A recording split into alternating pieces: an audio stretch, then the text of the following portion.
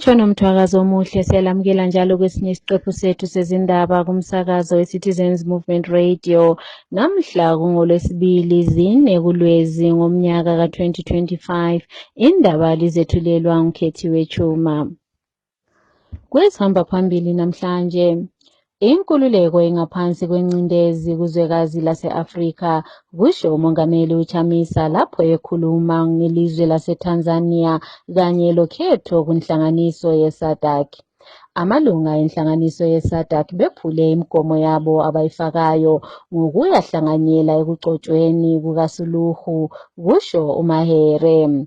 Abesifazana baphila ngaphansi kwezimo ezibucayi ngaphansi kobuthungameli buka-Emmerson Mnangagwa, kutsho umhlonishwa uMlilo.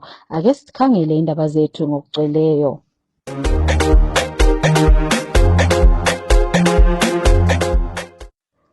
Eveza ubuthungameli bakhe, umongameli wabantu u-Advocate Nelson Chamisa izolo wethule inkulumo esola kakhulu ukhetho lwaseTanzania, lolu lulodlame kanti njalo sokwenze abantu abaningi babhubha abebandla eliphikisayo. Uye wafaka izicaphuno ezili-15 kunkulumo yakhe. Umongameli uChamisa uveze ukhathazeka kakhulu ngenxa yokufa kwenkululeko kuzwekazi lase-Afrika.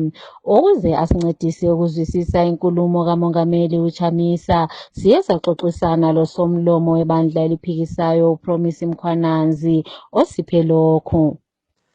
Yebo-ke umongameli we-opposition ubaba Advocate Nelson Chamisa-ke ukhulume ngendaba zamakhu ukuthathwa kombuso ngodlakela-ke kakhulu ngabesibutho lama-elections angahambi kuhle emazweni anjengeMozambique, eZimbabwe leTanzania, oqela le-SADC le-African yonke jikelele. Wakhuluma njalo ngokusetshenziswa kodlakela lokwethuselana okwalabo ababe ngama-candidates ama-opposition parties, lokubotshwa lokuvalelwa lokwaliswa-ke ukuncinta-ke njengomnumzana uThundu Lissu ongumkhokheli we-opposition eTanzania, lo owaliswayo ukuncintisa kukhetho ledluleyo wafakwa entolongweni. Olokhu esentolongweni, umongameli uChamisa uthe kumele akhitshwe-ke entolongweni, avunyelwe layo ukuncinta lapho ukuncintana khona abanye, ngoba i-opposition ivunyelwe ngezinqumo zomnyika ze-Afrika zaseningizimu kwe-Afrika langezinqumo ze-SADC le-African Union. Uncome kakhulu i-SADC esithi hayi yenze kuhle-ke ngokukhipha i-report ekhuluma ukuthi hayi ukhetho aluhambanga kuhle eTanzania, kodwa uthe yena abakakwanisi ukuthi-ke bakwanise ukulungisisa indaba lezi bona be-SADC labe-African Union. Wathi inhlanganiso lezi kufuze zibunjwe ziqiniswe ukuze zikwanise-ke ukuncedisa amazwe ayehluleka ukwenza ukhetho oluqondileyo, ukhetho lomgceke, lokukhetha ubukhokheli okungela budlwangudlwangu, okungela dlakela, lokungela kubambana ngamandla. Ingcwepheshi kwezomthetho kanti njalo isiphathamandla sebandla eliphikisayo uFatsai Mahere usesole kakhulu inhlanganiso ye-SADC ngokwephula imigomo abayifakayo ngemva kokuba abanye babo behlanganyele ekugcotshweni kukamongameli waseTanzania uSamia Suluhu. uMahere uthi inhlanganiso ye-SADC elabathungameli abahambe bahlanganyela ekugcotshweni kukaSuluhu ngemva kokuba inhlanganiso ye-SADC ebiqaphe ukhetho kulelo lizwe isole kakhulu ukhetho lolo, kanti njalo baye bephula iziqondiso abazifakayo bona ukuze kubanjwe ukhetho olukhululekileyo njalo oluqhutshwe ngendlela. Umongameli waseZambia uHakainde Hichilema owakhalala ukuza ekugcotshweni kuka-Emmerson Mnangagwa ngomnyaka ka-2023 ngokumangazayo ube ngomunye wabalutshwana abathungameli bezwekazi le-Afrika ade behlanganyele ekugcotshweni kukaSuluhu. Owayemela omama edale lephalamende esabelweni sakobulawayo umhlonishwa uSithabile Mlilo usethe abantu abangomama baphila ngaphansi kwezimo ezinzima kakhulu ngaphansi kobuthungameli buka-Emmerson Mnangagwa. Uye wathi omama ikakhulu abaphila besemaphandleni baphila kusimo esingamnandi, kanti njalo kabatholi into ezifunekayo ezifana lamanzi ahlanzekileyo kanye lokudla. Umhlonishwa uye wathi wathi abantu besilisa abanengi sebegijimela ngaphandle kwelizwe ukuyadinga impilo engcono osekuchiya imizi eminingi ikhangelwe ngabantu besifazane okumele benze imisebenzi emincane kanye lokunakekela ingane zabo. Ake sizweni umhlonishwa womlilo ekhuluma. Lithunile baleleli sifuna ukuthi sikhangele ukuthi khona impilakahle kathesi injani. Sikhangele omama kakhulu. Lengathi linanzelele lizabona ukuthi omama kakhulu kathesi yibo abakhangela imuli. Sekufana nalapha kudala omama lapha babekhangele kakhulu izimuli especially emakhaya. Ngoba singathi sikhangele sizabona ukuthi obaba abaningi kathesi sebehambile ngaphandle kwelizwe, abanye sebehambe eGoli, abanye eBotswana, abanye kwamanye amazwe ukuthi bezama ukuthi bephilise imuli. Omama yibo abasebekhangele abantwana, abazukulu, yonke into esekhaya ikhangelwe ngabomama. So singafuna ukuthi sikhangelisise ihulumende leyo khona le ihulumende engelazwelo labomama, ngoba omama kathesi bakhangela impilakahle yonke yezindlu, yibo abakhangela impilakahle yonke yabantwana. Khonokho kuyayenza ukuthi omama betholakale bengabantu ababe sebe-stressed most of the times, ngoba yibo abasebenza izinto zonke. And obaba kathesi singafuna ukuthi sikhangele ukuthi size sithi khona ngabobaba akusela inhlonipho yona leyo ukuthi ngabobaba, ngoba obaba kakhulu yibo abaphandle kwelizwe and omama sebenakekela bona imuli. So singafuna ukuthi sikhangelisise omama yibo abasebenza izinto zonke and omama yibo abafesane lezinto zonke ezokukhangela umuzi. And omama kathesi yibo ababe bebona ukuthi khona beyenze njani ngemuzi ukuthi khona abantwana bekwanise ukudla.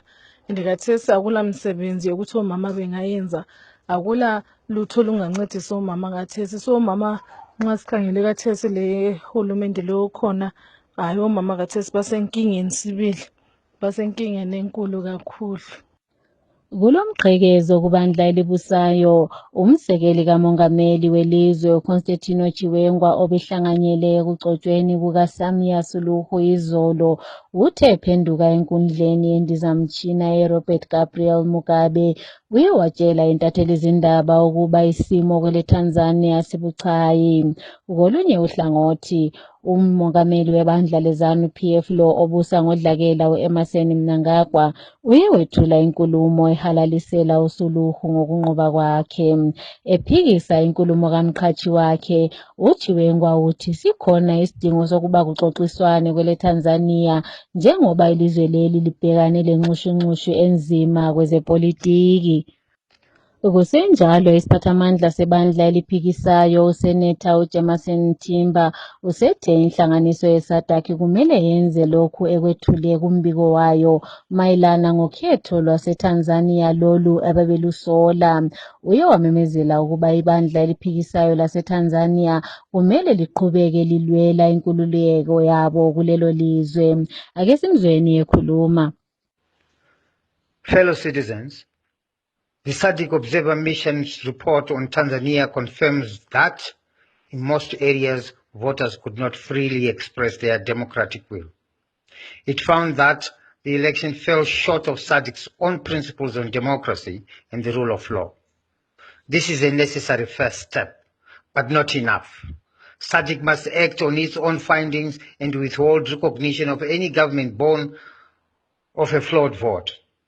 The opposition must keep its pressure peaceful, lawful, and firm until justice and reform are achieved. The iron must be struck whilst it is still hot. Tomorrow, it may no longer bend.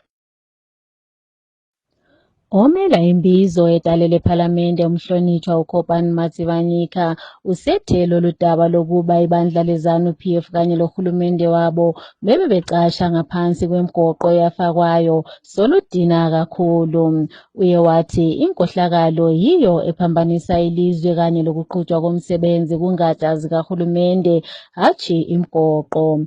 Uye wakhuluma eParliamente kuliviki Umhlonishwa uMatsibanyika uthi kasikho isizathu esingachazwa ukuba kungani ilizwe lingazenzeli ifertilizer yabo ngoba elizweni kugcwele iphosphate kanye le-lime endaweni ezifana leRushinga kanye leDorowa. Ake sizweni umhlonishwa uMatsibanyika ekhuluma. Supplementary, Honorable Matsibanyika. Thank you, Madam Speaker. Finally, Madam Speaker, Zimbabwe has got vast resources for compound fertilizer. We have got Dorowa, which produces phosphate, which is a very important input in compound fertilizer. We have got GNW in Rushinga, which produces lime, which is very important for the improving the nutrients of the soil. My follow-up question, therefore, is it government policy to import fertilizer when our own local companies have been run down because as it stands, both the Dorowa and the GNW are closed? Thank you, Madam Speaker. Honorable Leader of Government Business. Thank you, Madam Speaker. I want to thank the Honorable Member for his assessment, which is correct. Our factories that produce fertilizer were run down by economic sanctions, and we could not retool. And his predecessors, when they were here a couple of years ago, were advocating for the running down of the factories so that we could not produce fertilizer. So we are importing while we are retooling so that we can utilize our resources. I submit. Thank you, Leader of Government Business. New question. Honorable LGY. Point of order, Madam Speaker. Thank you, Madam Honorable LGY. What's your point of order, Honorable? My point of order, Madam Speaker, relates to the response by the Honorable Minister.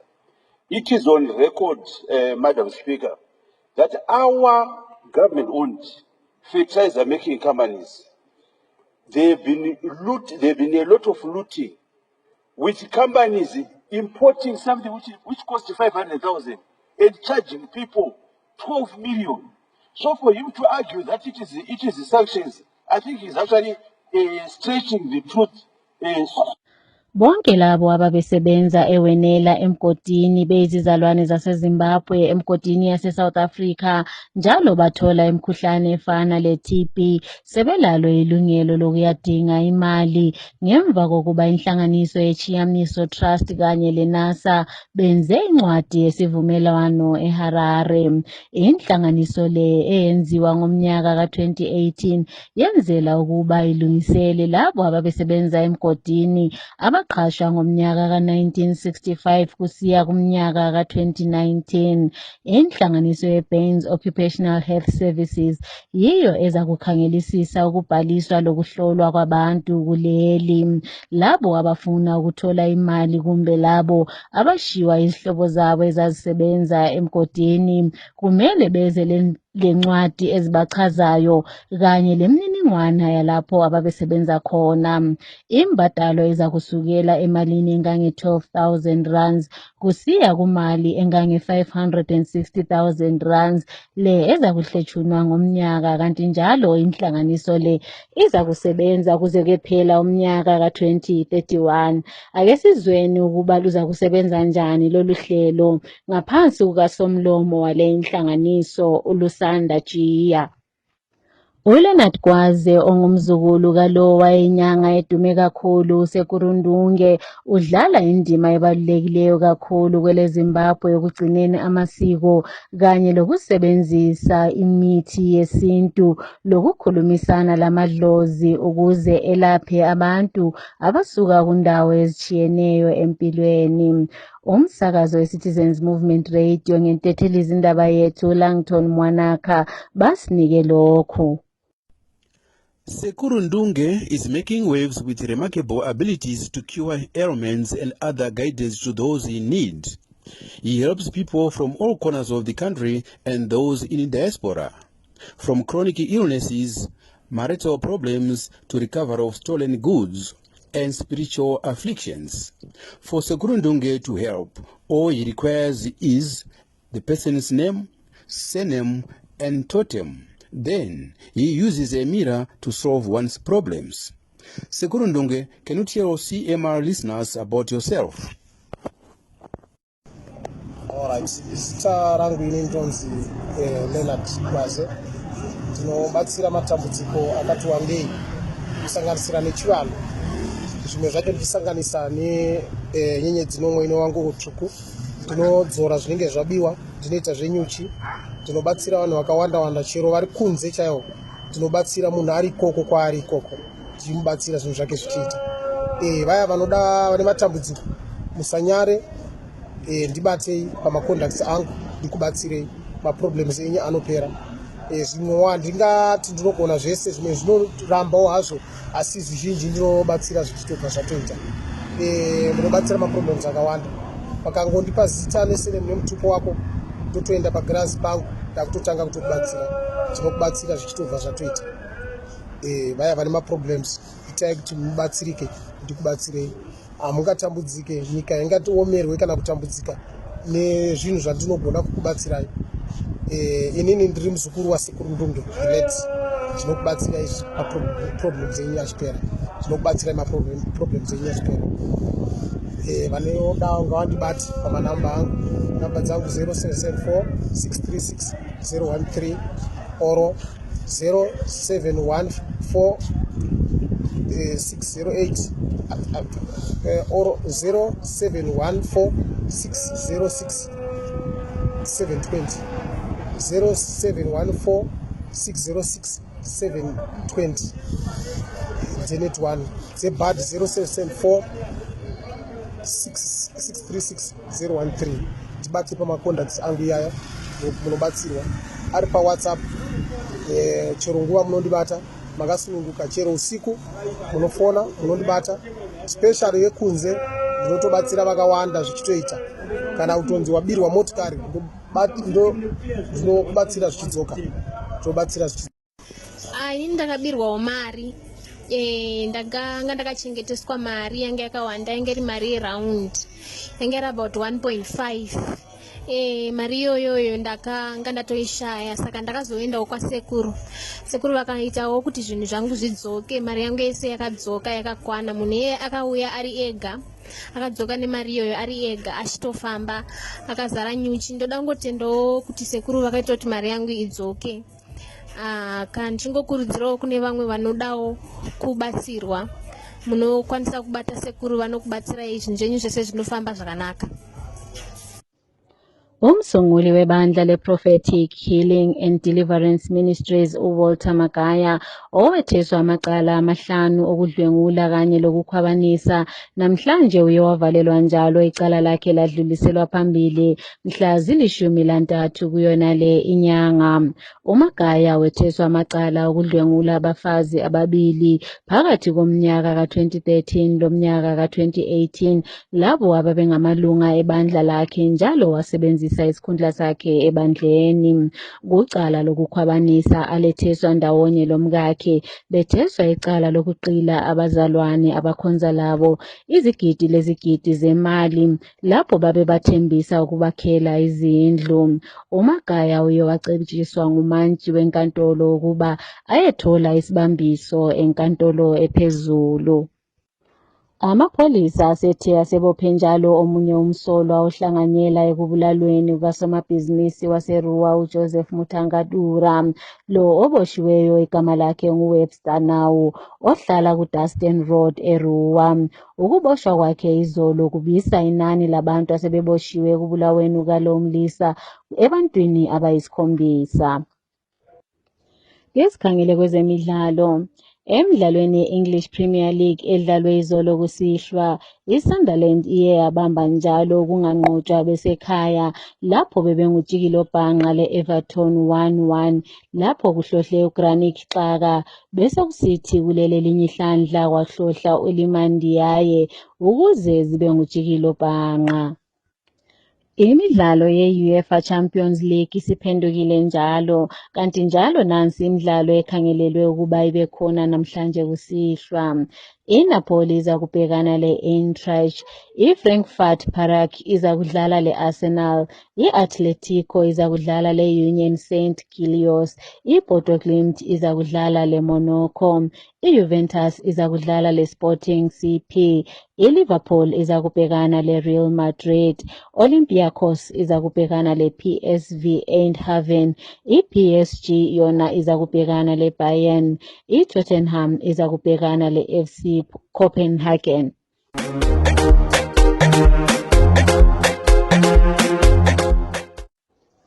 Uziphetha lezi ndaba kumsakazo we-Citizens Movement Radio, nanze bezihamba phambili. Inkululeko engaphansi kwengcindezi kuzwekazi le-Afrika, kusho uMongameli uChamisa ekhuluma ngezwe leTanzania kanye lokhetho kunhlanganiso ze-SADC. Inhlanganiso ze-SADC kanye lamalunga abo bephule imigomo yabo ngemva kokuba behlanganyele ekugcotshweni kukaSuhulu, kusho uMahere.